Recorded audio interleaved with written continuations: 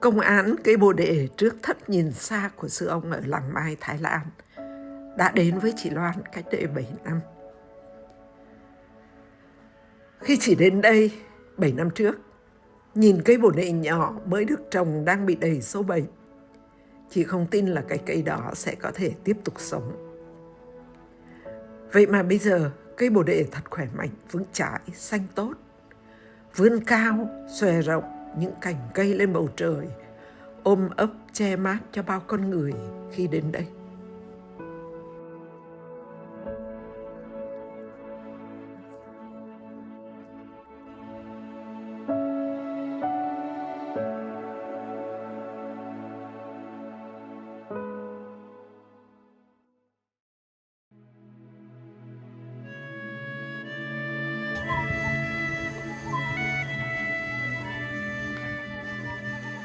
Chị gặp em mới năm ngoái thôi, ở Định Quán, cái gương mặt em chịu nặng khổ đau.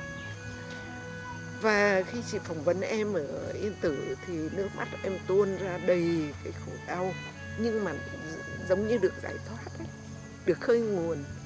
Và ở đây chị bắt gặp được cái nước mắt hạnh phúc của em thực sự hạnh phúc ấy. Thành ra tuyệt vời lắm luôn đấy. Mà chỉ qua một cái cây thôi, chỉ thấy một cái sự vượt lên cái sâu bệnh của cái cây. Mà lúc đó chị hình dung em cứ nhìn cái cây một mình và em nhìn vô cốc sư ông để em hỏi: sư ông ơi, cái cây này không làm sao mà sống được. Rồi cũng giống như bản thân em, cái nỗi đau của em. Ồ, thật là đẹp ấy. Theo hôm nay đúng ra em nhìn cái cây và em rất là hạnh phúc. Em rất là ngạc nhiên á. Tại sao nó lại có thể lớn được như này? Tại sao nó lại từ sau 4 năm á mà nó có thể thay đổi như thế này? 4 năm trước ấy, lúc lần đầu tiên em đến làng á, thì em rất là muốn là mình làm như nào để cầu cứu con trai của mình. Thế thì các thầy bảo là cứ chánh niệm đi, cứ thở, cứ cười đi, rồi Phật Pháp, rất là nhiều thứ mà em cũng không nhớ được. Thế thì em rất là băn khoăn và mọi người bảo là có sư ông. Em cũng không biết là sư ông là người như thế nào, và vĩ đại như vậy. Thế nhưng mà em cứ đi đến đây thì em không có vào được. Thì có cái dây trăng ở đây, có một cái dây trăng ở trước cái đường này. Đường này đây, dây trăng ở đây. Mọi người nói rằng là sư ông ốm cho nên không được vào trong khu vực đó. Thế là em cứ đứng ở cái cây này và em tự nhiên em thấy cái cây này thôi, chứ không phải là em nghĩ gì cả. Tự nhiên đi đến cái cây này á, thì lúc đấy nó rất là nhỏ. 4 năm trước. Vâng, bồ đề nó lớn rất là nhanh. Thế là 4 năm trước nó chỉ nhỏ, em nghĩ chắc là chỉ nhỏ bằng nửa cái này thôi. Nó không cao như này, nó không sum xuê như này. Em nhớ nó trông nó ấn tượng với em là lúc đấy nó rất là yếu. Và trên những cái này nó rất là kiểu các cái lỗ đục ở trong thân cây. Nó xù xì, nó kiến nó thành đàn lên. Xong nó ra những cái hốc như này, nó còn có những cái nhựa ấy, vì là sâu á. Thế xong nó cắn cái sâu, xong là cái nhựa nó đi ra. Thế là nó cứ xù xì, xong kiến nó cứ đi lên thành đàn như thế này. Em nhìn nó em rất là tuyệt vọng. Và em nghĩ là mình giống cái cây này. Và em mới hỏi là sư ông ơi, cái cây mà nó sâu như thế này, giống như con trai con á, thì làm sao mà chữa được? Mà lại bảo là phải quay về hải đảo tự thân. Con bây giờ nếu mà không có bác sĩ thì làm sao mà chữa được cái cây này? Nó đầy sâu, đầy bệnh như thế này thì nó sẽ chỉ có chết thôi, hoặc là phải bắt nó ra. Và bây giờ mình không bắt nó ra được. Thì làm nào? Thì làm như thế nào? Và lại còn đến khẩn cấp. Vì lúc đấy đang rất là khẩn cấp rồi. Rất khẩn cấp rồi, thành ra là mình rất là sốt ruột. Mà với một cái cây mình đang bị một cái như này thì bây giờ làm có cái bệnh gì mà chữa khẩn cấp.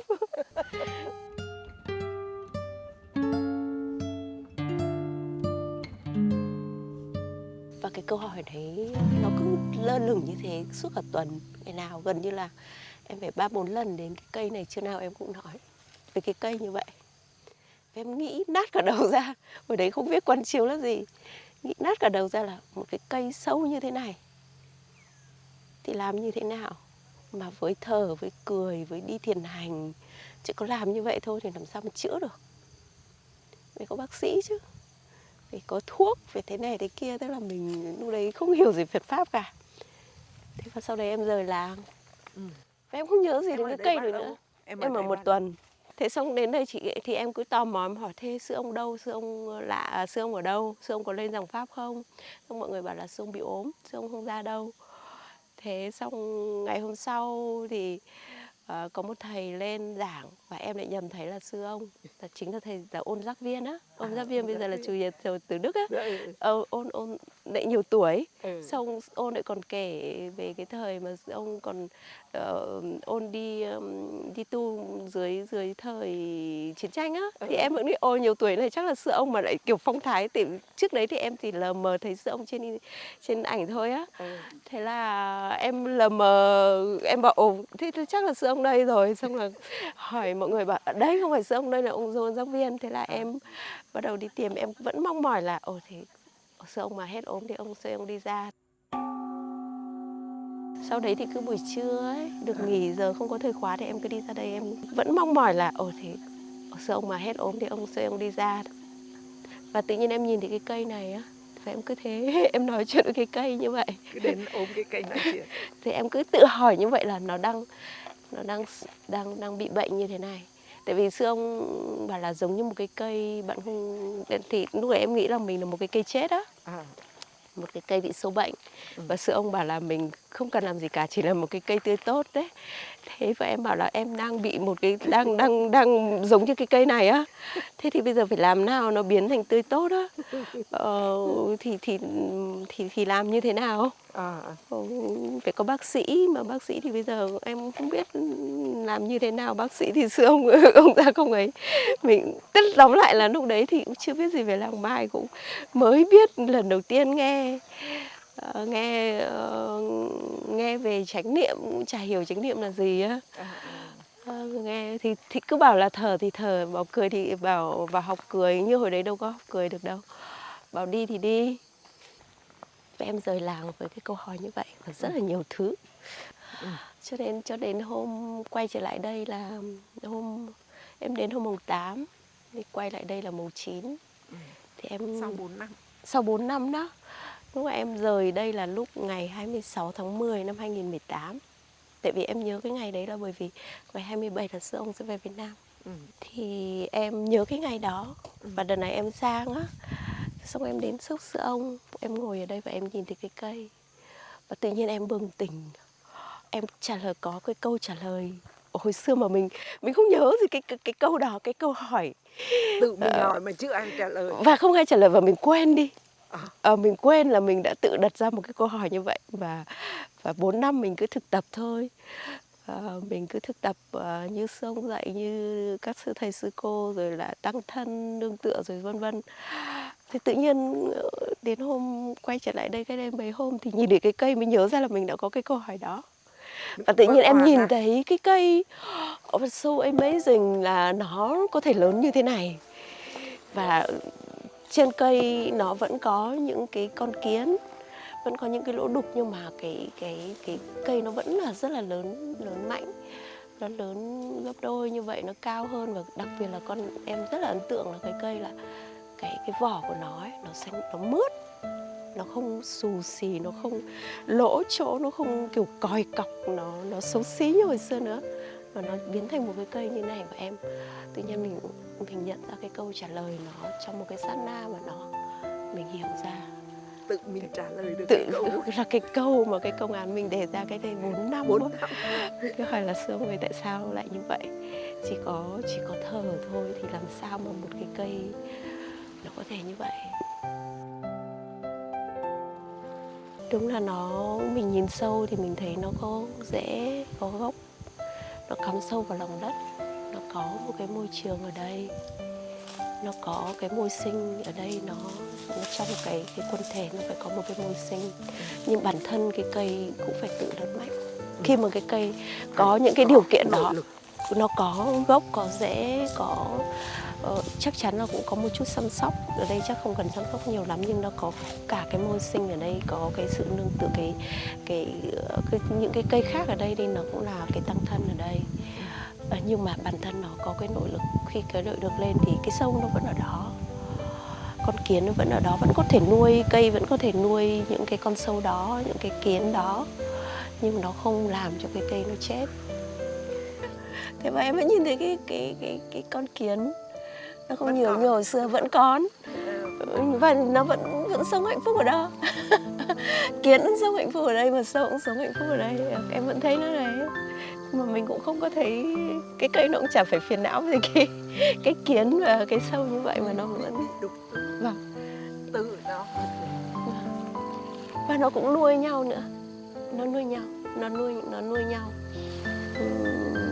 Thì em thực sự lúc đấy thì em thấy đúng là nó tương tức, nó nuôi nhau, nó nương tựa vào nhau á. Mặc dù đúng là có những cái phiền não, có sự phá hoại á, thế nhưng mà kiến vẫn ở đó, sâu vẫn ở đó, cái cây nó vẫn xanh tốt và nó vẫn nuôi con kiến đó, con sâu đó. Xong rồi quên miến đi mất, bây giờ 4 năm qua nó cũng nhanh. Rồi mà không để ý lại nữa thì biến thành cái cây như thế này. Thì bây giờ thì đúng là một cái cây tươi tốt, cái cây này thì đúng là một cái cây tươi tốt rồi. mình cũng trở thành cái cây này rồi, cũng tươi tốt. Em cũng hy vọng thế. Đâu, đúng rồi.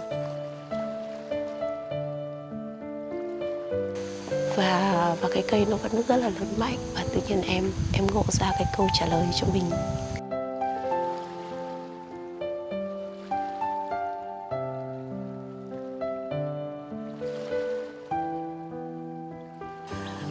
Và tự nhiên em cảm thấy được che chở.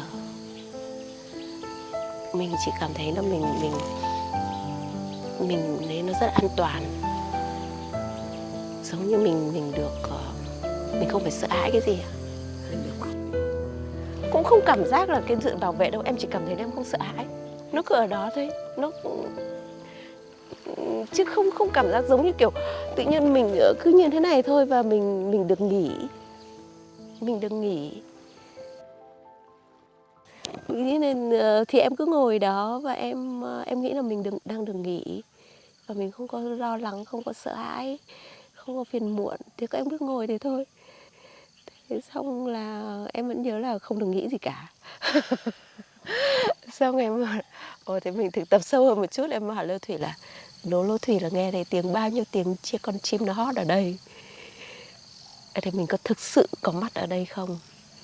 Mình có thực sự có mặt trong cái giờ phút này mà mình tận hưởng cái giờ phút này không? Mình quay trở về an trú trong cái giây phút hiện tại này không? Mình nghe được bao nhiêu cái tiếng chim hót khác nhau như thế nào? Thế xong là em vẫn nhớ là không được nghĩ gì cả. Thực ra nếu mà không nghĩ á, không nghĩ, không dùng não ấy, thì nó rất là hay có những cái nó đi lên. Và sau đấy mình cứ thực tập thôi. Mình thở, xong dần dần thì mình, đầu tiên thì những cái thở rất là đơn sơ, mình đi những bước chân rất là đơn sơ, mình không có nhiều những cái giáo pháp. Từ lúc đấy em rất là biết rất là ít, mình có ta học cái gì đâu.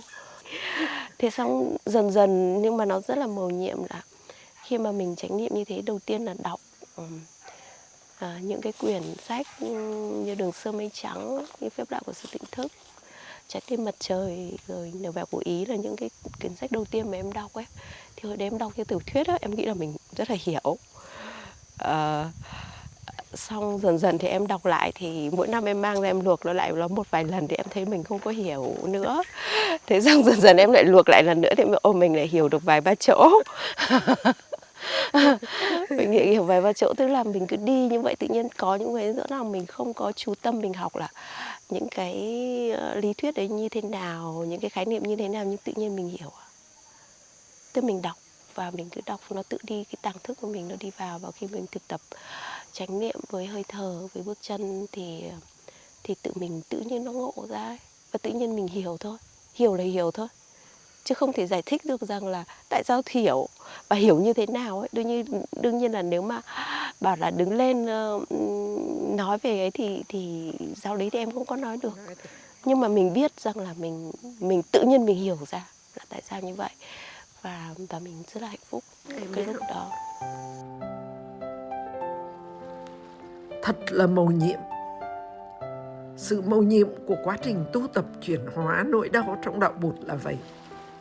Gần như chị đã quên mất những câu hỏi mà hồi đó không ai trả lời cho chị khi chị đứng trước cây bồ đề yếu ớt đầy sâu bệnh giống tình trạng của mình để kêu cứu. Vậy mà bây giờ, sau 7 năm thực tập miên mật theo pháp môn làng mai của Thiền sư Thích Nhất Hạnh, hôm nay đến đây, lời giải tự đi lên trong chị, vỡ òa giống hệt một bông hoa khi đủ nắng, đủ phân, đủ nước, tự khắc nở bung ra.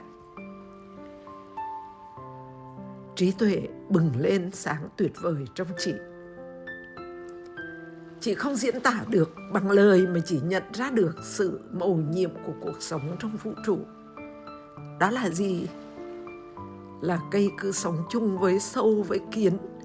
Khi rễ cây bám chắc vào lòng đất mẹ và cứ vậy để nó lớn lên che chở, bao bọc cả sâu, cả kiến.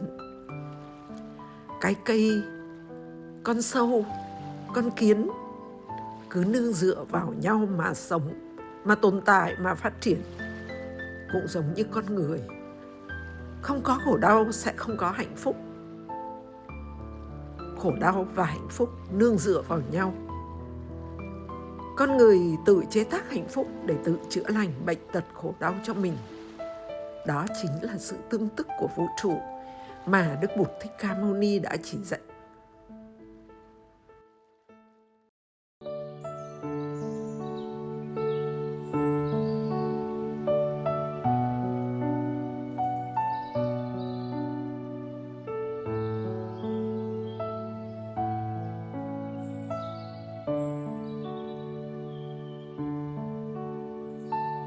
Thế là Lô Thủy cứ bảo chứ chị phải ra kia mới là cây xưa ông chồng, nhưng mà cây này mới là cái cây mà Cây này mới là quý đối với tôi à? cây này mới là cây em quen, cây kia em chưa quen.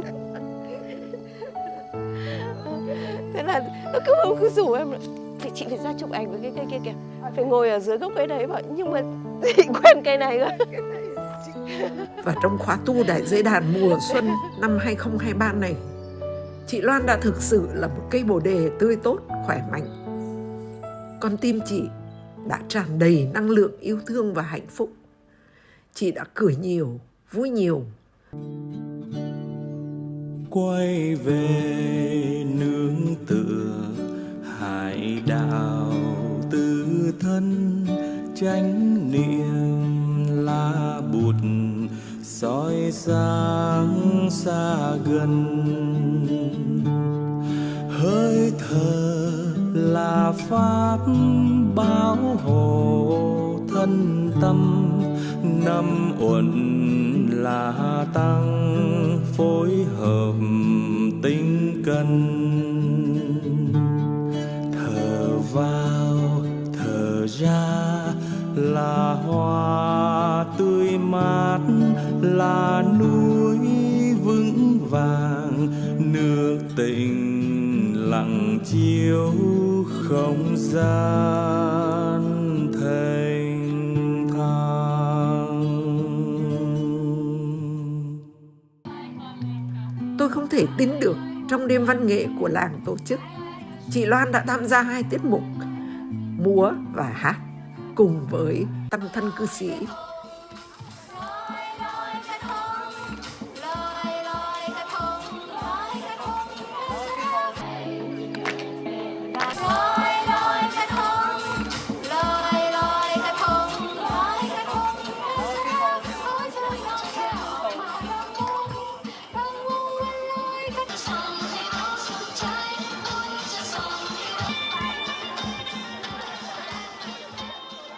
Nhìn chị hát, chị múa, chị cười vui, chị lan tỏa những năng lượng tích cực đến mọi người. Tôi thật sự hạnh phúc đến trào nước mắt.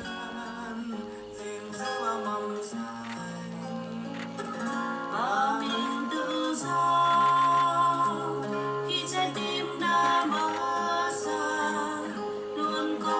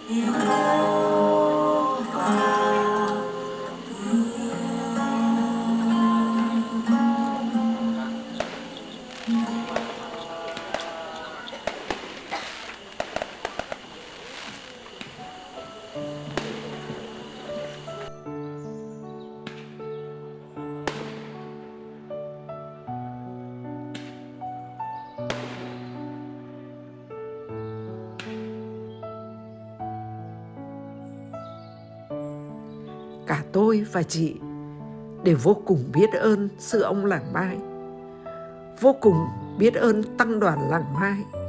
Quý thầy, quý sư cô đã luôn sống để phụng sự và cứu giúp chuyển hóa khổ đau cho chúng sinh thành an lạc hạnh phúc.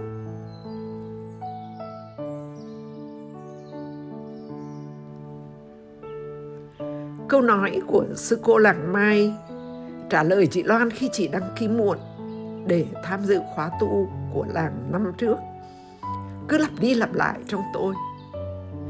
Tình thương thì không bao giờ muộn cả chị ạ.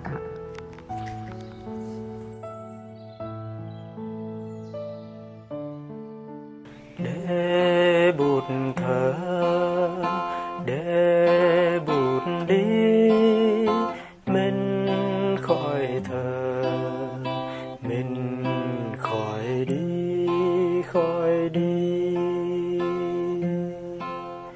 Bụt đang thở, bụt đang đi, mình được thở, mình được đi, được đi. Bụt là thở, bụt là đi, mình là thở,